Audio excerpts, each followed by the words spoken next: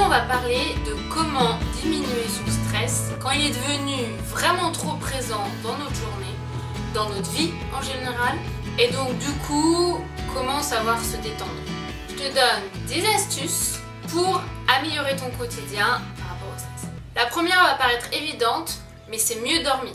Trouver des solutions pour avoir un sommeil récupérateur, et qui dit mieux dormir dit aussi plus dormir. Puisque quand on dort pas assez, on finit par être irritable, par être stressé et par finalement plus vraiment savoir gérer notre stress. D'ailleurs, si ça te dit d'avoir des astuces pour mieux dormir, n'hésite pas à me le dire dans les commentaires juste dessous et je ferai une vidéo dessus. L'autre idée aussi qui paraît être évidente, c'est faire du sport de manière vraiment régulière. Puisque tous ceux qui font une activité physique régulière le savent, c'est-à-dire que quand on fait au moins 3 ou 4 heures de sport par semaine, à la fin de la journée, on est fatigué quoi. Ou éventuellement ceux qui ont un travail physique ont la même sensation aussi.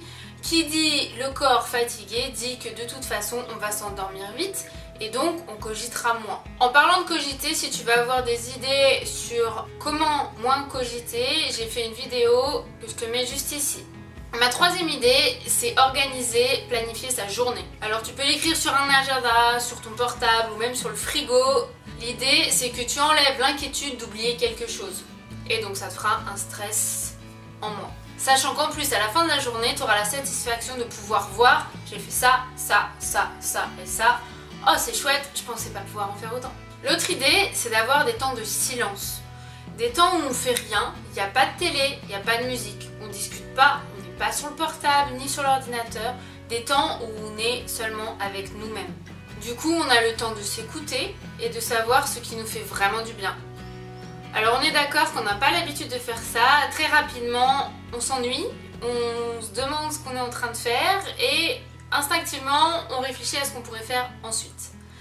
C'est une habitude à prendre, mais être dans le silence et qu'avec nous-mêmes, ça aide vraiment à se recentrer et donc du coup à savoir comment éliminer notre stress. Et c'est aussi assez reposant finalement. L'autre idée, c'est de faire des activités type méditation. Alors, ce que j'entends par méditation, ça peut être très large. Ça peut être faire du Tao, du Tai Chi, du yoga, mais ça peut être tout simplement aussi être dans une ambiance zen et être au hammam ou dans un sauna. Ou tout simplement être dans son jardin et respirer en pleine conscience. Prendre le temps de respirer. Ce qui me fait arriver au point d'après qui est prendre soin de soi. Alors des personnes vous diront que prendre soin de soi c'est se faire un masque, prendre le temps de se peigner, de faire des choses comme ça qui sont relativement filles finalement. J'ai jamais entendu un homme dire qu'il faisait ça. Mais ça peut être très bien prendre un bain ou tout simplement le matin prendre le temps de prendre son café sur la terrasse et d'apprécier juste le bruit des oiseaux et le froid sur le bout du museau. Chose que j'adore. On reste sur l'idée de prendre soin de soi et quelque chose qui est aussi très bien pour se déstresser, c'est les massages. Puisque ça va peut-être vous déstresser mentalement, mais ça va aussi détendre vos muscles. Et si vous faites ça avec des huiles essentielles, ça sera encore mieux puisque toutes les huiles essentielles ont aussi des propriétés qui peuvent être intéressantes pour calmer le stress. Pour se déstresser, quelque chose qui est vachement bien aussi, c'est tout simplement parler. Sortir les tensions par la parole.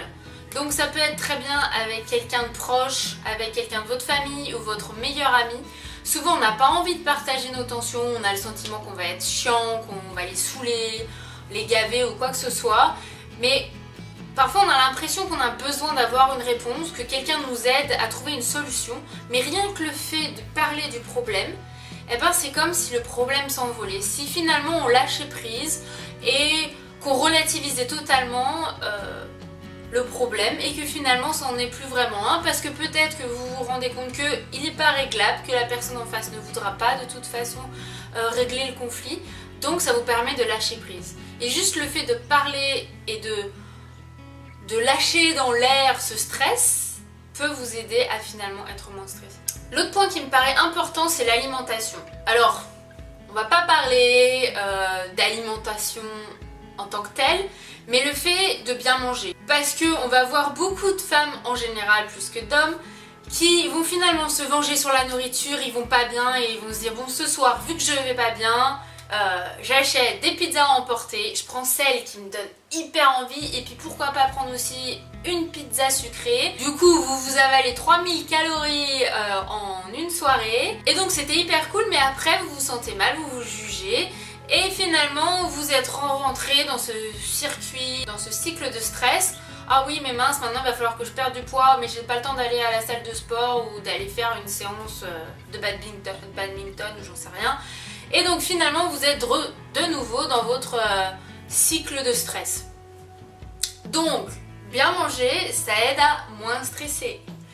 Et aussi manger assez, puisque si vous vous faites crever la dalle parce que vous faites un régime, ça va vous créer aussi du stress. Et mon dernier point, qui peut paraître finalement le plus important, puisque normalement l'idée c'est d'éliminer ce stress là, c'est tout d'abord d'identifier les sources de stress. Qu'est-ce qui vous stresse? Pourquoi ça vous stresse? Et essayez de trouver des moyens qui vont vous permettre soit d'annuler ou de réduire ces sources de stress. Alors mettre en œuvre tous ces points que je viens de nommer, ça veut peut-être vouloir dire changer des habitudes qui sont vraiment ancrées dans votre semaine. Donc je suis pas en train de dire que vous allez pouvoir tout changer d'un coup. Et c'est pour ça que je pense que le dernier point que j'ai nommé, qui est d'identifier les sources de stress, est déjà le point primordial. Mais c'est peut-être le plus compliqué puisque ça veut dire se mettre en face de nos problèmes, de notre stress et parfois en face de conflits réels dans notre vie. Donc essayez de bien dormir, faites du sport régulièrement et ayez une alimentation un minimum saine et déjà ça vous aidera. Si vous faites déjà ça, ça veut dire que déjà vous êtes bien avancé dans ce processus et vous pouvez essayer de passer sur d'autres idées et de développer d'autres points que j'ai nommés. Si vous faites d'autres choses qui vous permettent de diminuer vraiment votre stress, parlez-en dans les commentaires. Ça peut m'intéresser, ça peut intéresser d'autres personnes et ça fait toujours plaisir de partager nos astuces et nos idées. Voilà, et ben je vous souhaite une journée un peu moins stressante que la journée précédente et je vous dis à la prochaine vidéo. Bye bye.